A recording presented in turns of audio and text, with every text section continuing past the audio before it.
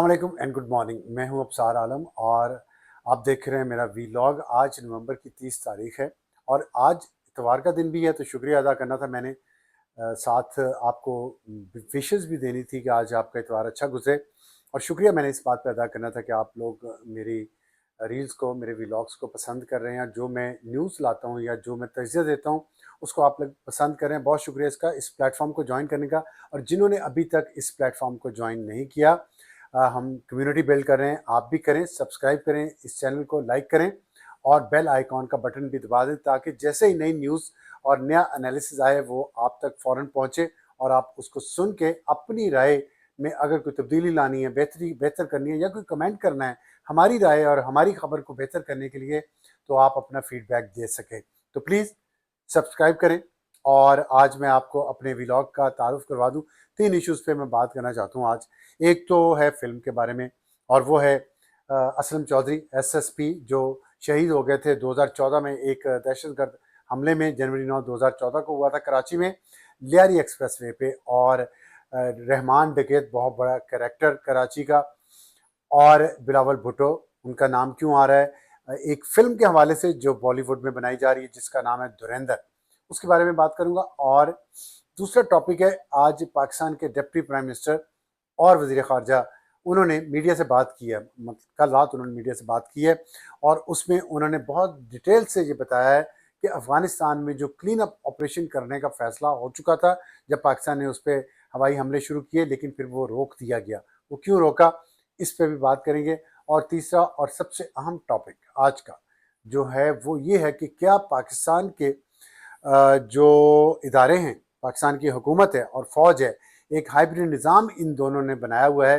क्या इनके दरमियान कुछ इख्तलाफात हैं, और वो इख्तलाफात हैं तो किन चीज़ों पर हैं, और क्या उन इख्तलाफात की वजह से ये निज़ाम परफॉर्म कर सकेगा जो कि इस निज़ाम ने वादा किया। ये बहुत अहम टॉपिक है और बहुत हसास टॉपिक है, इस पर मैं बात करूँगा, लेकिन एहतियात से करूँगा क्योंकि मज़ीद न्यूज़ एंड एनालिसिस मैं करना चाहता हूँ। तो अभी फॉर द टाइमिंग, तो इसमें मेरा ख्याल है कि पहले हम इसी पे बात शुरू कर लेते हैं। और इसमें यह है कि 2-3 चीज़ें हैं जो पिछले कुछ दिनों से आप देख रहे होंगे, और सिविल और मिलिट्री ताल्लुकात में दरार के हवाले से, और हुकूमत और फ़ौज एक पेज पर है या नहीं है, और जो जो बातें हो रही हैं उसमें सबसे बड़ा जो एक समझें आपके जिस इन चीज़ों को जो ज़्यादा फैली हैं वो उस वक्त फैली हैं जब साबिक वज़ीर-ए-आज़म नवाज़ शरीफ ने नए मुंतखब अरकान कौमी असम्बली और सूबाई असम्बली से मुलाकात की लाहौर में, और वहाँ पर उन्होंने एक खिताब किया। और उस खिताब में उन्होंने ये बात की है कि अच्छे भले चलते मुल्क को रोक दिया गया। 2017 में की वो बात कर रहे थे जब उनको पनामा पेपर केस के बाद एक अदालती फ़ैसले के ज़रिए वज़ारत उज़्मा से हटा दिया गया, जिसमें कुछ जजेस का किरदार बहुत घिनौना था, कुछ जर्नैलों का बहुत मनफी किरदार था, मीडिया का किरदार बहुत मनफी था, और उनका ये कहना था कि सबको कटहरे में लाया जाना चाहिए। जब तक उनका एहतसाब नहीं होगा ये मुल्क आगे नहीं बढ़ सकेगा। तो उसके बाद एक नई बहस शुरू हो गई कि इमरान खान को लाने वाले कौन थे, क्योंकि इमरान खान जेल में है। उन्होंने कहा जो जेल में वो तो हैं, इमरान खान सियासतदान तो जेल में है, लेकिन उसको जो लाए थे जज, जर्नैल और जर्नलिस्ट, उनके साथ उनकी तो मौजें अभी भी लगी हुई हैं, उनको तो कोई फ़र्क नहीं पड़ा। सबकी पेंशनें भी बहाल हैं, सबके गोल्फ कोर्सेज पे जाके वो चाय पानी भी पीते हैं, खेलते भी हैं, मौज मेला भी कर रहे हैं, पूरी दुनिया का सफ़र भी करते हैं, प्लॉट्स हैं, प्लाजे हैं, अरबोपति हैं वो सारे। और साथ जर्नलिस्ट, जर्नलिस्ट का तो बेचारों का नाम बदनाम है, सेठ, अरबोपति सेठ, उनकी उनका बेहतरीन अरबों का बिजनेस चल रहा है उनका अभी भी, उन्हीं के साथ, जिनके कहने पे वो इमरान खान को लेके आए थे। और इमरान खान के जाने के बाद अब उनके खिलाफ जो सेठ कैंपेन चला रहे हैं, उनके डांडे तो मिले हुए हैं ना हाइब्रिड सिस्टम के साथ, इस्टेब्लिशमेंट के साथ। तो ये नवाज शरीफ का मतलब था कि उनको भी कटहरे में लाया जाए, जहाँ से ये बातें निकली हैं और जहाँ से ये बातें शुरू हुई हैं। और इसके बाद जो अब इस्लामाबाद में अगर आप कुछ लोगों से मिलें, ड्राइंग रूम्स में जो बातें हो रही हैं वो ये हैं कि फील्ड मार्शल आसिम मुनीर, जो अब चीफ ऑफ डिफेंस फोर्सेस भी हैं और वो आर्मी चीफ भी हैं, उन्होंने एक खिताब किया जिसके बारे में इतलात बाहर नहीं निकली, रिपोर्ट नहीं हो सका, क्योंकि वो एक बंद कमरे में था। نیشنل سیکیورٹی ورکشاپ NSW ایک آپ سمجھے کورس ہے جو نیشنل ڈیفنس یونیورسٹی کرواتی ہے. اس میں MNs بھی ہوتے ہیں, سینیٹرز بھی ہوتے ہیں, MPs بھی ہوتے ہیں, جرنلسٹ بھی ہوتے ہیں, اینکرز بھی ہوتے ہیں, بزنس مین بھی ہوتے ہیں, بیوروکریٹس بھی ہوتے ہیں, فوج کے سینئر افسران بھی ہوتے ہیں کچھ. اور یہ گروپ ہوتا ہے تقریباً, ڈپینڈ کرتا ہے, چھوٹا بڑا ہوتا رہتا ہے, لیکن آپ سمجھیں کہ 30 لوگوں سے لے کے 50 لوگوں تک یہ گروپ ہو سکتا ہے. اور یہ سال میں شاید 2 دفعہ ہوتی ہیں, 1 مہینے یا 5 ویکس کی ہوتی ہے یہ ایک ورکشاپ. اور اس میں جو پارٹیسپینٹس ہوتے ہیں, مختلف جو ریاست کے اور حکومت کے نمائندے ہوتے ہیں, وہ آ کے ان کو لیکچر دیتے ہیں. یہ وزٹ کرتے ہیں بہت سارے جگہوں کا پورے ملک میں, اور ان کو ایئرپورٹس پہ ایئر بیسز پہ لے جایا جاتا ہے. پاکستان کی فوج کیسے کام کرتی ہے, ایئر فورس کیسے کام کرتی ہے, نیوی کیسے کام کرتی ہے, پاکستان کی جو جیو اسٹریٹجک لوکیشنز پہ پروجیکٹس ہیں, گوادر ہے, سرگودا ایئر بیس ہے, پشاور میں ہے, KP میں ہے, تو ان کو دورے بھی کروائے جاتے ہیں اور ان کو ایک ایکسپوجر دیا جاتا ہے بہت اچھا گورننس کا. پھر ان کی اسائنمنٹس بھی ہوتی ہیں جس میں ان کو مختلف رولز اسائن کیے جاتے ہیں, کسی کو وزیر اطلاعات کا, کسی کو وزیر دفاع کا, کسی کو آرمی چیف کا, اور پالیسی اور اسٹریٹجی بنائی جاتی ہے. اگر دشمن ملک کے خلاف کوئی جنگ ہو جائے تو اس میں جو ملٹی ڈومین آپریشن, اب ظاہر ہے وار تو ایسے ہوگی, یہ اب اس میں نیشنل سیکورٹی ورکشاپ میں ایک وہ بھی آنسر آ گیا ہے ملٹی ڈومین وارفیئر کا. تو اس میں سائبر کیسے, انفو وارفیئر کیسے, الیکٹرانک وارفیئر کیسے, ایئر فورس کیا کرے گی, نیوی کیا کرے گی, فوج کیا کرے گی, تو یہ سارے ایلیمنٹس اس میں ہوتے ہیں. پارلیمنٹ کیا کرے گی, کابینہ کیا کرے گی. تو اس سلسلے میں اس ورکشاپ کا جو کلائمیکس ہوتا ہے وہ صدر پاکستان سے ملاقات کل ان کی ہوئی ہے, آپ نے شاید TV پہ دیکھا بھی ہو. وہ بھی ان سے خطاب کر رہے ہیں اور سوال جواب بھی ہوتے ہیں, کھل کے سوال و جواب ہوتے ہیں وہاں پہ. اور اس میں فیلڈ مارشل کے ساتھ بھی ان کی ملاقات ہوئی ہے اور اس میں کھل کے سوال جواب ہوئے ہیں. دونوں اطراف نے ایک دوسرے کے بارے میں بے تکلفانہ انداز سے بات کی ہے, اور جو مجھے بات پتہ چلی ہے وہ یہ ہے کہ گرما گرمی بھی ہوئی ہے, تو جو کہ ہوتی ہے. اس طرح کی جتنی بھی انٹریکشنز ہوتے ہیں اس میں گرما گرمی ہوتی ہے, اور یہی زندہ قوموں کی پہچان بھی یہی ہے کہ جب وہ سیریس ایشوز کو ڈسکس کرتے ہیں تو گرما گرمی ہوتی ہے, ماحول گرم بھی ہو جاتا ہے, لیکن سنسیریٹی کے ساتھ اگر کسی ایشو کو ڈسکس کیا جائے تو وہ اس میں بہتر پالیسی, بہتر اسٹریٹجی کی طرف بڑھنے میں مدد ملتی ہے, اور اس پہ کسی کو دل خراب نہیں کرنا چاہیے.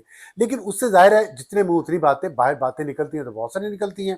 اور اس میں ایک ڈائلاگ جو وہاں پہ ہوا ہے وہ یہ ہے کہ جو پارٹیسپینٹس وہاں بیٹھے تھے ان کو شاید فیلڈ مارشل نے یہ کہا, اب مجھے ایک سورس نے یہ بات بتائی ہے, میں دوسرے سورس سے اس کو کنفرم نہیں کر سکا, اس لیے میں اس کی اوتھینٹسٹی پہ بہت زور نہیں دوں گا, کیونکہ آج کل آپ کو پتہ ہے ہمارے جرنلسٹوں کی عادت بھی ہے, وہ کہتے ہیں جو میں کہہ رہا ہوں وہی ٹھیک ہے.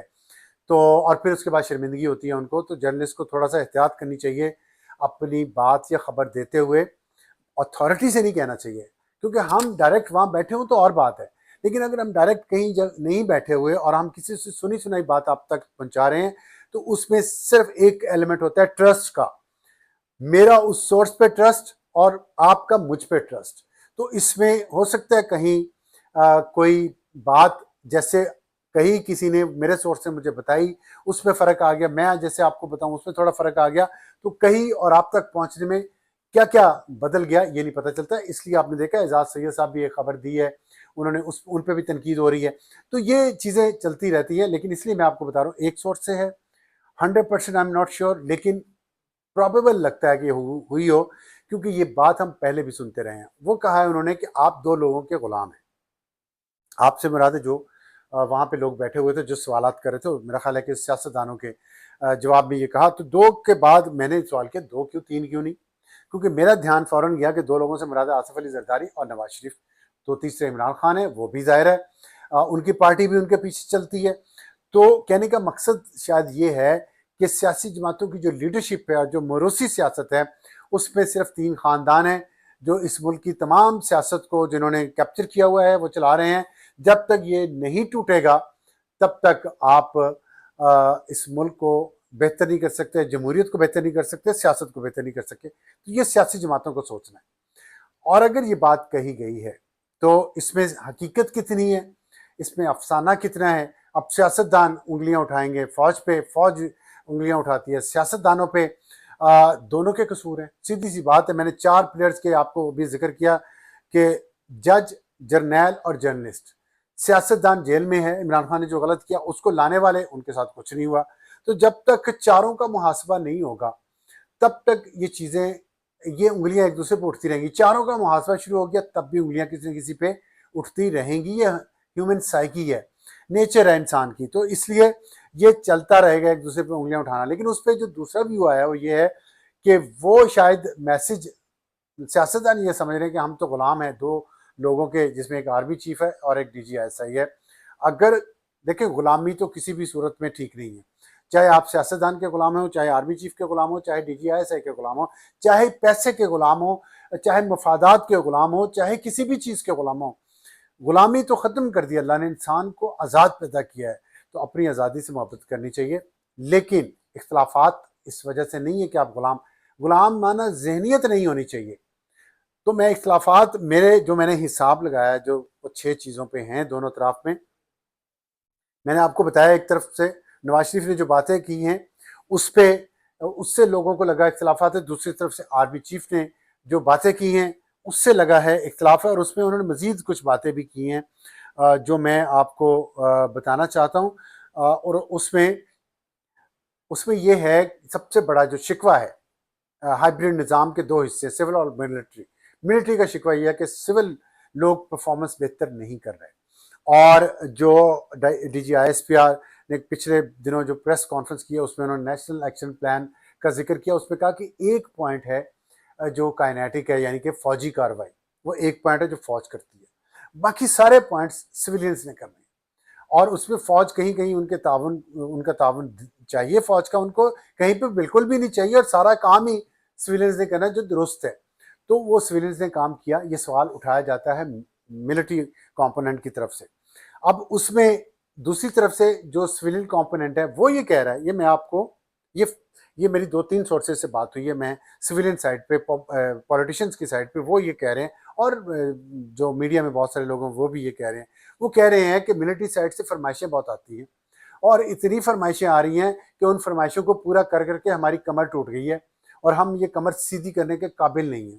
تو جب اگلے انتخابات میں ہم عوام کے پاس جائیں گے تو ہمارے پاس کیا ہوگا جب ہم عوام کے پاس لے کے جائیں گے؟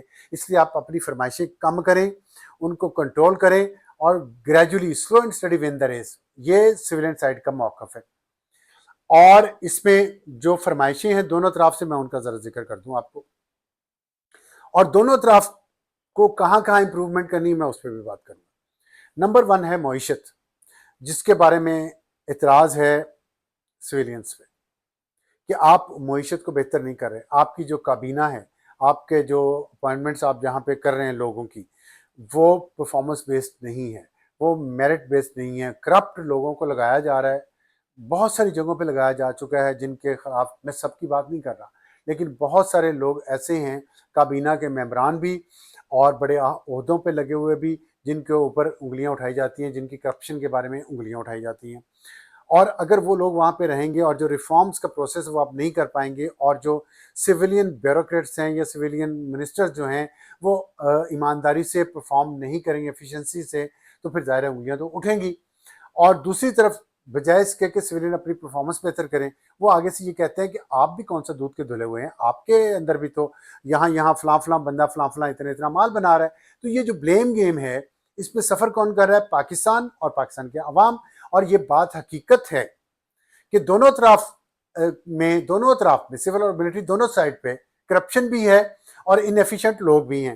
اب یہ دونوں طرف کا فرض ہے کہ وہ ایمانداری سے بیٹھ کے درمیان میں اس مسئلے کو حل کریں اور اپنے جو گندے انڈے ہیں ان کو باہر نکالیں، ورنہ ایک دوسرے پہ انگلیاں اٹھاتے رہیں گے اور بات آگے نہیں بڑھے گی. ایک یہاں پہ ایج جو مل گیا ہے ملٹری سائڈ کو یہ ہے کہ جو مئی کی پاک بھارت جنگ تھی اس پہ پرفارم انہوں نے جو کیا ہے اس کے بعد ان کی پرفارمنس پہ انگلی نہیں اٹھائی جا سکتی. آپ ان کی سیاست میں مداخلت پہ کر سکتے ہیں اور بات پہ کر سکتے ہیں، جو ان کا اپنا کام ہے پروفیشنل اس پہ آپ انگلی نہیں اٹھا سکتے. یہی کام سویلین سائڈ کو کرنا پڑے گا. آپ کو اپنی پرفارمنس ٹھیک کرنی پڑے گی، ڈیلیوری ٹھیک کرنی پڑے گی. اور اس میں پرائم منسٹر شہباز شریف تو بہت کام کر رہے ہیں، لیکن ان کی کابینہ کے جو دوسرے اراکین ہیں بہت سارے، سب کی بات نہیں کر رہا، وہ اس طرح نہیں کام کر رہے. اور اس کی وجہ سے بدनामी तमाम पार्लियामेंट को और तमाम सियासतदानों को उठानी पड़ती है। और जो अपॉइंटमेंट्स की जा रही हैं और जिस तरह वजीरों की कहानियां यहाँ पे चल रही हैं इस्लामाबाद में, वो जो जो माल बना रहे हैं, जितनी करप्शन कर रहे हैं, जितनी अकरबा परवरी कर रहे हैं, उसकी मैं आपको क्या स्टोरियां सुनाऊं। तो उस वजह से उंगलियां उठ रही हैं। और यही मसला, दूसरा इशू है गवर्नेंस का। और गवर्नेंस में भी यही बात है जो मैंने आपको बताई, अभी इसका मईशत से जिक्र जुड़ा। गवर्नेंस बेहतर होगी तो मईशत बेहतर होगी। इन्वेस्टमेंट नहीं आ रही, मईशत नहीं चल रही, नई इंडस्ट्री नहीं लग रही, गवर्नेंस बेहतर नहीं है। इन्वेस्टमेंट बाहर से क्यों नहीं आ रही? गवर्नेंस नहीं बेहतर। ब्यूरोक्रेटिक जो गुंजल बहुत सारे हैं ब्यूरोक्रेसी के, वो दूर नहीं हो पा रहे। और इसमें तीसरा है, मैं पहले आपको बता, तीसरा है एनएफसी अवार्ड, चौथा है नए सूबे, पांचवा है vice chief of army staff का तकर्रुर, और छठा है कमांडर नेशनल स्ट्रेटेजिक कमांड। तो ये वो मैं बहुत और भी बहुत सारे इश्यूज हैं, लेकिन मैं इन पे फोकस रखना चाहता हूँ, ये बड़े अहम है इस वक्त। तो मईशत के बारे में सिविलियन साइड से शिकायतें हैं मिलिट्री साइड को, गवर्नेंस के बारे में शिकायतें हैं मिलिट्री साइड को, एनएफसी अवार्ड के बारे में शिकायतें हैं मिलिट्री साइड को, नए सूबों के बारे में शिकायतें हैं मिलिट्री साइड को, क्योंकि सूबे परफॉर्म नहीं अच्छा कर रहे। सिवाय पंजाब के बाकी सूबों में शिकायत हैं, और पंजाब के बारे में भी बहुत सारी शिकायत हैं, लेकिन बाकी सूबों के बारे में पंजाब से ज्यादा शिकायत है। अच्छा, अब आगे पांचवा और छठा जो है, vice chief of army staff का तकर्रुर होना है कि नहीं होना। सिविलियन साइड ये चाह रही है कि उनका तकर्रुर हो, लेकिन फौज शायद अभी उसके लिए तैयार नहीं है। और फिर ये कि कौन होगा, ये भी एक बड़ा सवाल है। छठा जो है वो है कमांडर नेशनल स्ट्रेटेजिक कमांड, जिसको जो नया ओहदा तख्लीक किया गया है, जिस पर एक 4 स्टार को लगाया जाएगा, और ज़ाहिर vice chief of army star भी 4 स्टार होगा। तो वो भी अभी तक नहीं लगाया गया। वो कौन होगा, कब लगाया जाएगा, ये भी एक मसला है जिसपे अभी तक जो मसला तय नहीं हो सका। मैं यही इतना ही कहूँगा कि अभी तय नहीं हो सका कि कौन लगेगा और कब लगेगा इन दोनों बड़े ओहदों पे। तो ये हैं वो इख्तलाफात और या इख्तलाफ राय दो इश्यूज पे। लेकिन इसमें एक चीज़ ये भी है, जहाँ से शुरू हुए और जो ये बातें बाहर निकलना शुरू हुई हैं, कि जो 26वीं और 27वीं तरमीम है, वो उसके बारे में ये मौक़िफ़ है मिलिट्री साइड का कि इसका ज़्यादा फ़ायदा तो ख़ास तौर पे 27वीं तरमीम का तो पार्लियामेंट को हुआ है। पार्लियामेंट मजबूत हुई है जुडिशरी के मुकाबले में, जो दुरुस्त भी है बात, और पार्लियामेंट को मजबूत होना भी चाहिए। माजी में ये होता रहा है कि 3 ताकत के मराकज़ हैं, पार्लियामेंट, जुडिशरी और जीएचक्यू, और मीडिया जो है वो शामिल वाजा है।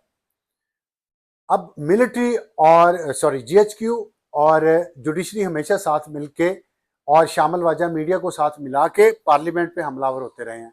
पार्लियामेंट ने सफ़र किया है पिछले 80 साल बहुत ज़्यादा, जिससे उनकी एफिशिएंसी कम हो गई है, उनकी कैपेसिटी कम हो गई है डिलीवर करने की, उनके अंदर फैसला लेने की जो ताकत, डिसीजन मेकिंग कैपेबिलिटी कम हो गई है, वो नहीं ले पाते। वो कहते हैं हम फैसला लेंगे तो पता नहीं क्या होगा। तो ये जो मामलात हैं ये इस वजह से हुए हैं, और इसमें इसी वजह से फिर अब हाइब्रिड निज़ाम बना है। अब उसमें 27वीं तरमीम ने यह किया है कि जुडिशरी के जो अपनी औकात से बाहर निकली हुई थी और इंतहाई स्याह किरदार के बावजूद और स्याह माजी के बावजूद जुडिशरी ने, उनके पास ताकत बहुत थी, उसको ख़त्म किया गया, उसके पर काटे गए हैं, और वो इख्तियार पार्लियामेंट के पास आया, तो जो कि सियासत के लिए और जमहूरियत के लिए एक नेक शगुन है। उसकी वजह से मिलिट्री साइड ये कह रही कि इस 27वीं तरमीम से तो पार्लियामेंट मंजूर हुई है, हमारा तो सिर्फ एक ओहदा तख्लीक हुआ है CDF का। लेकिन 28वीं तरमीम जो होनी चाहिए, और 27वीं में ही बल्कि जो NFC अवार्ड था और नए सूबों की बात थी, वो अगर हो जाती तो मरकज़ के पास पैसा ज़्यादा होता, डिफेंस के लिए पैसा ज़्यादा आता, डेट सर्विसिंग के लिए पैसा ज़्यादा आता। तो सूबे पैसा बहुत ले रहे हैं, परफॉर्म वैसा नहीं कर रहे। ये मिलिट्री साइड की शिकायत है सिविल साइड से, जो दुरुस्त है। तो या तो आप 18वीं तरमीम के साथ सूबे इख्तियारात लें, पैसा लें, तो फिर एफिशिएंसी भी तो दिखाएं, फिर परफॉर्मेंस भी तो दिखाएं, फिर अपनी परफॉर्मेंस को इम्प्रूव भी तो करें, डिलीवर भी तो करें, गवर्नेंस भी तो बेहतर करें।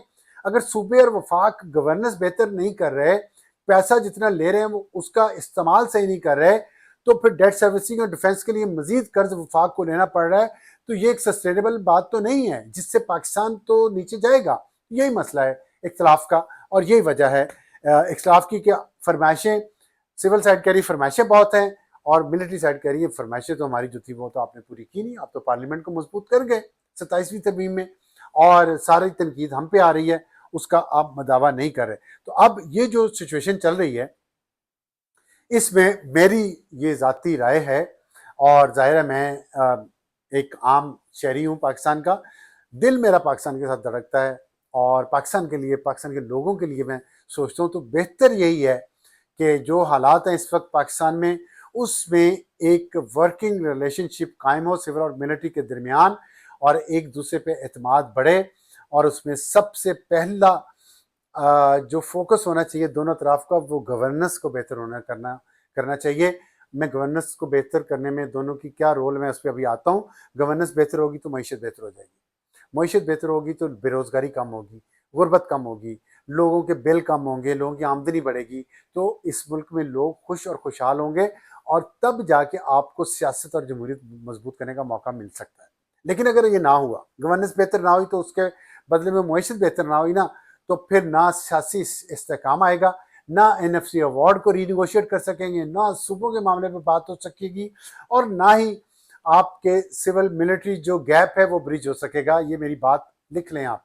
معیشت بہتر ہوگی، گورننس بہتر ہوگی، تو سول ملٹری گیپس یا جو اختلافات ہیں وہ دور ہو سکیں گے، بہتر ہو سکیں گے. اب رول کس کا کیا ہے گورننس بہتر کرنے میں؟ دونوں اطراف میں ایفیشنسی کی بھی کمی ہے بڑے اہم عہدوں پر، اور ایمانداری کی بھی کمی ہے بڑے اہم عہدوں پر، اور وہ بہتر ہونی چاہیے دونوں چیزوں پہ، ایفیشنسی اور آنیسٹی. آپ ذاتی زندگی میں جو مرضی کریں، جب آپ پبلک منی خرچ کر کے پبلک پوزیشن ہولڈر ہیں تو پھر اس کا مس یوز نہیں ہونا چاہیے. اس کو اللہ اور اس کے رسول کو حاضر ناظر جان کے پرفارم کریں، سول اور ملٹری سائڈ دونوں، اور اس ملک کو اس دلدل سے نکالنے کی کوشش کریں. تب جا کے آپ اس ملک کو بہتری کی طرف لے جا سکیں گے. اور یہ بہت عرصے تک یہ کام کرنا پڑے گا. لیکن اگر ہم اپنے پیٹی بھراؤں کو بچاتے رہے، چاہے وہ سویلین سائڈ ہو چاہے وہ ملٹری سائڈ ہو، پھر آپ اس ملک کے لیے کام نہیں کر پائیں گے، پھر اس ملک کو آگے نہیں لے جا سکیں گے. پھر یہی ہوگا، ایک دوسرے پہ انگلیاں اٹھیں گی، ایک دوسرے پہ الزام لگے گا، اور یہ ملک یہیں پہ پھنسا رہے گا. تو یہ ہے بہت ضروری چیز. اور اس میں جو دوسرے ہیں، پھر اگر معیشت بہتر ہوگی تو آپ سب کچھ بہتر کر سکیں گے، اور اگر نہ ہوئی تو پھر لوگ تو ظاہر ہے کسی نہ کسی وقت تو اس نظام کے خلاف اٹھ کھڑے ہوں گے. اور اس کے لیے PTI اور عمران خان انتظار کر رہے ہیں. آپ کے لیے بڑا چیلنج ہے ان کی طرف سے جو سیاسی چیلنج ہے. کچھ عرصے کے لیے تو آپ چیزوں کو اس طرح چلا سکیں گے اسٹیٹس کو کے تحت، لیکن اسٹیٹس کو توڑنے کا طریقہ یہی ہے کہ آپ امپرومنٹ کریں، گورننس میں بہتری لائیں، اور اس سے معیشت بہتر کریں، تو پھر باقی چیزیں جو ہیں وہ بھی بہتر ہو جائیں گی. اس کے لیے آپ کو میں اس سے زیادہ کیا کہوں، آپ کو مجھ سے زیادہ پتہ ہے کون کون کرپٹ ہے، کون کون انیفیشینٹ ہے، اور وہ کیوں ہے، کس وجہ سے ہے. سب کو اپنی منجی کے نیچے ٹانگ پھیرنی پڑے گی، سول سائڈ ہو ملٹری سائڈ ہو. اور خلوص سے کریں، بیٹھ کے کریں، اور عدلیہ کے نظام کو بہتر کریں. عدلیہ کو چاہیے کہ اپنے اندر سوچے اور اپنے لوور جوڈیشری کے نظام کو بھی بہتر کرے. اور یہ ہے وہ اہم سبجیکٹ جس پہ میں نے سب سے پہلے بات کی ہے. میں نے اس کو رکھا نہیں لیٹر پارٹ کے لیے. اور اب آپ افغانستان کے کلین آپریشن کیوں رکا، اس پہ جو اسحاق ڈار صاحب نے انکشاف کیا ہے، جو ہم اپنے ولاگ میں بہت دفعہ بات کر چکے ہیں، اب اس کی تصدیق ڈپٹی پرائم منسٹر اور فارن منسٹر نے بھی کر دی ہے کہ جب ہم نے حملہ کیا ہے افغانستان پہ، ایئر اسٹرائک شروع کی ہیں، تو قطر بیچ میں آ گیا. میں نے آپ کو بتایا نا، قطر نے بہت گندی گیم کھیلی ہے، اور اس پہ ہم بات بھی کر رہے ہیں. پتہ نہیں کیوں ویزے، پتہ نہیں، ہمیں اپنے میڈیا کے لوگوں کو یہ شک ہے کہ ویزے نہیں لگیں گے ہمارے. خیر ہم بات نہیں کریں. قطر نے گندا رول پلے کیا ہے. اور اسحاق ڈار نے کہا کہ وہاں کے وزیر اعظم جو رولنگ فیملی کے ممبر ہیں اور وزیر خارجہ بھی ہیں، اور یہ وہی وزیر اعظم اور وزیر خارجہ ہیں جو اسرائیل کے حملے کے بعد جا کے ٹرمپ کے قدموں میں بیٹھ گئے تھے کہ ہماری جان بچاؤ. اور یہ مسلسل فون کرتے رہے اسحاق ڈار کو. اسحاق ڈار نے کہا کہ آورلی بیسس پہ ہر گھنٹے مجھے کال آ رہی تھی، ان کی بار بار کالز آ رہی تھی کہ آپ افغانستان پہ حملے بند کرتے ہیں اور ہم آپ کے مذاکرات کرواتے ہیں.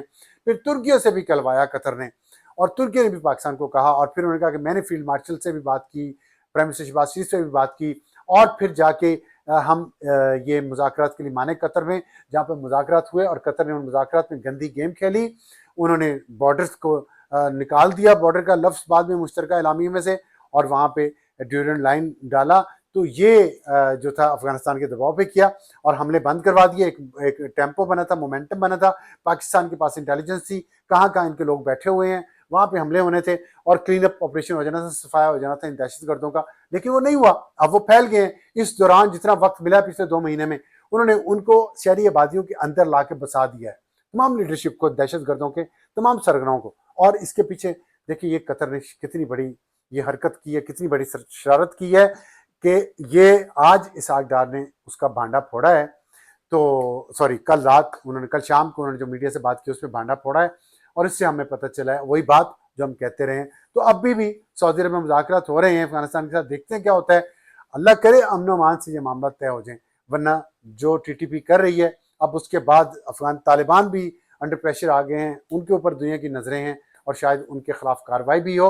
اور آخر میں بالی ووڈ مووی دھرندر جو جس میں سپر کاپ اسلم چودھری, جس کو سپر کاپ کہا جاتا ہے پاکستان میں, ایس ایس پی, وہ شہید ہوئے تھے جنوری 9 2014 کو. ان پر دہشت گردوں نے حملہ کیا تھا, ٹی ٹی پی نے حملہ کیا تھا, ذمہ داری لی تھی, اور ان کو اس لیے ان پہ حملہ کیا تھا کہ اسلم چودھری کو طالبان ہنٹر کہا جاتا تھا.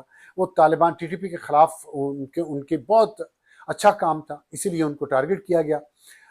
2014 میں دیکھیں کب سے یہ لعنت ہمارے ملک میں کب سے چل رہی ہے. اب 2025 ہو گیا ہے اور ٹی ٹی پی کی لعنت اس وقت بھی ہمارے ملک کو اس نے یرغمال بنایا ہوا ہے, اور ان کو سپورٹ کر رہے ہیں افغان طالبان. تو ان کو انہوں نے نشانہ بنایا. اب یہ جو فلم آئی ہے اس پہ جو نورین اسلم ہے, بیوہ ہیں چودھری اسلم کی, انہوں نے اعتراض کیا ہے ان کے رائٹر کی الفاظ پہ, جو اس میں اسکرپٹ لکھا جس میں کہا گیا ہے کہ شیطان اور جن کا ملاپ ہوا تو چودھری اسلم پیدا ہوا. مطلب چودھری اسلم بہت ایک بہادر اور دلیر آفیسر تھے, لیکن ان کی دلیری اور بہادری کو نیگیٹو رنگ دینے کے لیے بالی ووڈ ظاہر ہے اس کا کام ہی یہ ہے کہ وہ پاکستان کو ایک نیگیٹو پکچر پیش کرے. ان کا کردار سنجے دت نے نبھایا جو بہت بڑے اداکار ہیں, اور اس میں جو کرنل ہے ایک را کا, اس کا کردار رنویر سنگھ نے فلم آیا ہے. اور اس کے ساتھ ایک رحمان ڈکیت کا کردار ہے اکشے کھنہ نے. رحمان ڈکیت ایک کردار ایسا تھا جس کو 2009 میں جو پولیس مقابلے میں مارا گیا, اس پولیس مقابلے کو S S P Aslam Chaudhry ہی لیڈ کر رہے تھے, اور رحمان ڈکیت پاکستان پیپلز پارٹی کے بہت قریب تھا. یہ اس وقت باتیں آئی ہیں, مبینہ طور پہ وہ قریب تھے, جس کی وجہ سے اب نورین اسلم نے بلاول بھٹو زرداری سے یہ کہا ہے, پاکستان پیپلز پارٹی کے چیئر پرسن ہے, کہ آپ کے جلسے کی اور بے نظیر بھٹو کے جلسے کی اور تصویریں لگا کے ساتھ رحمان ڈکیت کی تصویریں لگا کے اس فلم میں دکھایا گیا ہے. تو یہ پروپیگنڈا یہ انڈیا کرنا چاہ رہا ہے کہ اس طرح کے لوگ پیپلز پارٹی کے قریب تھے. تو یہ اس پہ احتجاج کرنا چاہیے بلاول بھٹو کو. وہ کرتے ہیں نہیں کرتے, لیکن بات یہ ہے کہ بہت اچھی کہانیاں اس ملک میں ہیں, خاص طور پہ اسلم چودھری کی کہانی بہت اعلیٰ ہے.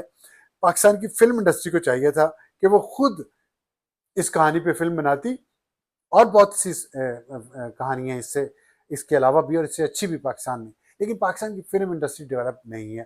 اس کو ڈیولپ کرنے کا سوچنا چاہیے, ورنہ بالی ووڈ تو بنائے گا اور بالی ووڈ پاکستان کو نیگیٹیولی پینٹ کرے گا. پھر ہمیں بالی ووڈ سے شکوہ نہیں کرنا چاہیے, کیونکہ وہ دشمن ہے, اور دشمن سے ہم بہتری کی امید کیوں رکھیں, کیونکہ دشمن بھی ایسا جو کینہ پرور ہے, بغض رکھتا ہے, اور وہ انتہا پسند ہے. وہ انسانیت کے اصولوں پہ عمل نہیں کرتا, وہ ہمسائے کے طور پہ, نیبر کے طور پہ پیسفلی نہیں رہنا چاہتا. اور یہی بات ہم پی ٹی آئی کو سمجھاتے تھے, جبکہ نورین خان نیازی انڈین ٹی وی پہ بیٹھ کے, ٹی وی چینلز پہ بیٹھ کے پاکستان کے خلاف جو بول رہی ہیں, یہ اگر پاکستان میں بیٹھ کے ہمارے ٹی وی چینلز پہ بیٹھ کے بولتے تو ان کے خلاف یہ ریاکشن نہ آتا جو انڈین ٹی وی کے خلاف اوپر بیٹھ کے ہمارے خلاف بولی. وہ انڈین ٹی وی چینلز جو پاکستان کے ساتھ جب جنگ شروع ہوئی تو پاکستان کے خلاف انتہائی غلیظ پروپیگنڈا کر رہے تھے. عمران خان کے خلاف غلیظ پروپیگنڈا انہوں نے کیا, ان پہ جنسی حملے کا الزام لگا دیا. کتنا شرمناک الزام لگایا عمران خان کی ذات پہ, اور انہی انڈین چینلز پہ جا کے نورین نیازی پاکستان کے خلاف باتیں کر رہی ہیں, تو لوگ تو انگلیاں اٹھائیں گے. بہت لمبا ہو گیا آج کا ولاگ, لیکن بہت ضروری ٹاپکس تھے اور بہت اہم ایشوز تھے, تو میں نے کہا اتوار ہے, آپ آرام سے سن لیں گے. اور اگر آپ کو پسند آئے ہیں میرے تجزیے, میں نے کوشش کیا ہے کہ دونوں اطراف کی ویوز آپ کے سامنے رکھوں اور اپنی رائے بھی دوں. آنیسٹ رائے ہے میری, کسی سے لفافہ پکڑ کے نہیں ہے. تو میں آپ کی رائے کا احترام کرتا ہوں, آپ بھی اپنی رائے دیں نیچے کمنٹس میں شائستگی کے ساتھ. آپ بھی میری رائے کا احترام کریں. اور جو خبر ہے اس پہ تو کوئی کمپرومائز نہیں، وہ تو سچ ہے، لیکن جو انالیسز ہے اس پہ ہر ایک کا اپنا اپنا حق ہے۔ اور اگر میرا یہ تجزیہ آپ کو پسند آیا ہو تو میرے چینل کو سبسکرائب کریں، لائک کریں اور بیل آئیکن کا بٹن دبائیں۔ آج کے لیے اتنا ہی، خدا حافظ۔